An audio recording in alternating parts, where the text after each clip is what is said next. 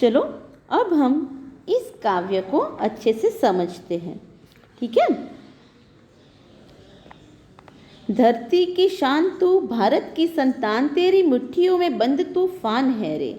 मनुष्य तू बड़ा महान है रे, यानी मनुष्य तू धरती की शान है। धरती की शान यानी धरती का वैभव है, धरती का गौरव है। तू भारत की संतान है, यानी तू भारत का ही पुत्र है। तेरी मुट्ठियों में बंद तूफान है रे, यानी तेरी मुट्ठी में तूफान बंद है। इसका मतलब है तुझ में तूफान को भी अपने वश में करने की ताकत है। मनुष्य तू बड़ा महान है। तू जो चाहे पर्वत पहाड़ों को फोड़ दे। अगर मनुष्य चाहे तो वो पर्वत और पहाड़ों को तोड़ सकता है। फोड़ना यानी तोड़ना, टुकड़े करना। तू जो चाहे नदियों के मुख को भी मोड़ दे, यानी अगर मनुष्य चाहे तो नदी के बहाव को भी बदल सकता है। तू जो चाहे माटी से अमृत निचोड़ दे।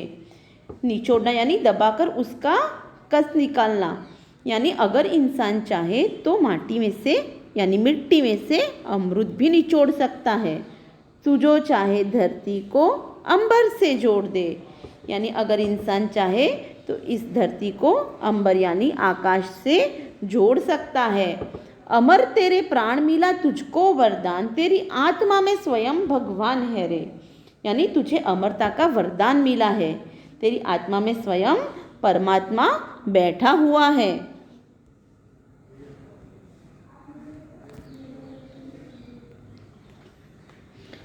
नयनों में ज्वाल, तेरी गति में भूचाल, यानी तेरी आँखों में ज्वाल है, ज्वाला है, अग्नि है।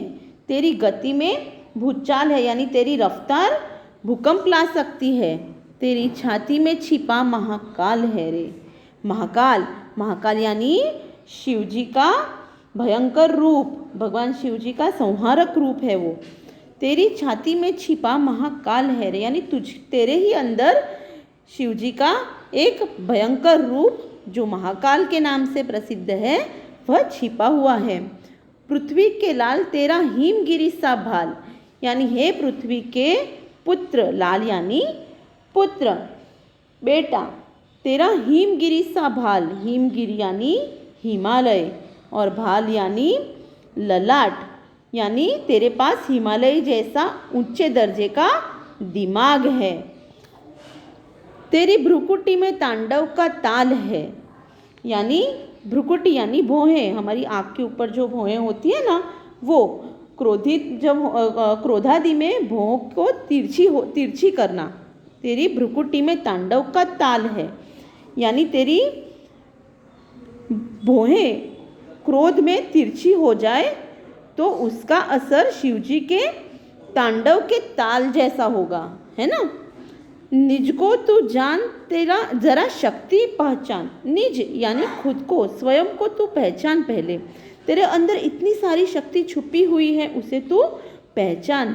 तेरी वाणी में युग का आह्वान है रे, यानी तेरी वाणी यानी तेरी बोली में, आह्वान यानी ललकार, यानी तेरी वाणी में युग की ललकार है। तेरी आवाज़ सारे युग की आवाज़ है, ठीक है ना। धरती सा धीर तू है अग्नि सा वीर, यानी जो धरती में धीरता है वह धीरता तुझ में है। तू है अग्नि सा वीर, यानी तुझ में अग्नि जैसी शक्ति है। तू जो चाहे तो काल को भी थाम ले, अगर तू चाहे तो काल को भी रोक सकता है। पापों का प्रलय रुके, पशुता का शीश झुके। तू जो अगर हिम्मत से काम ले, यानी तू अगर हिम्मत से काम ले तो पापों की विनाश लीला भी रुक सकती है, यानी जो पाप हो रहे हैं धरती पर उसे रोकने के लिए तू समर्थ है, और आदमी को हैवान बनाने से भी रोका जा सकता है। गुरु सा मतिमान, पवन सा तू गतिमान, यानी तुझमें गुरु जैसी बुद्धि है। मतिमान यानी बुद्धिमान, और गतिमान यानी गतिशील। पवन जैसे गतिमान है उस तरह तू भी गतिमान है। तेरी नभ से भी ऊंची उड़ान है रे, यानी आसमान से भी ऊंची तेरी उड़ान है, तुझमें महान देव गुरु जैसी बुद्धिमत्ता है और तू पवन की तरह गतिशील है। तू आकाश में भी ऊंचे पहुंचने की शक्ति रखता है। मनुष्य तू बड़ा ही महान है। अब शब्द के अर्थ। शान यानी वैभव, गौरव।